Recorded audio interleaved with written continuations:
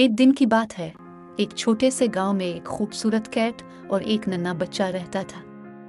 Cat का नाम money था और बच्चे का नाम अली था। मनी और अली बहुत अच्छे दोस्त थे।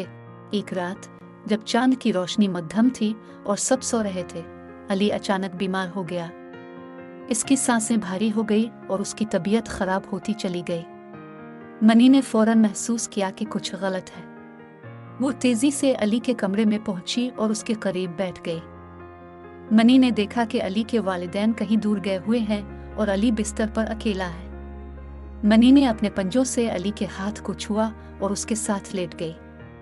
मनी ने अपनी गरमाई से अली को तसल्ली देने की कोशिश की, लेकिन अली की हालत बिगड़ती जा रही थी।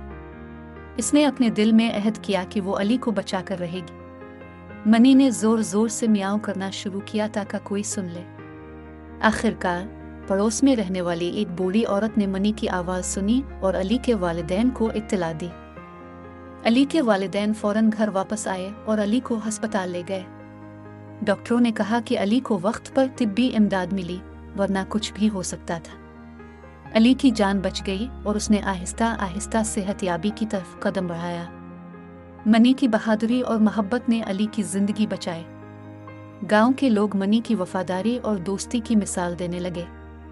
मनी और अली की कहानी ने सबको ये सिखाया कि सच्ची मोहब्बत और दोस्ती में बड़ी ताकत होती है।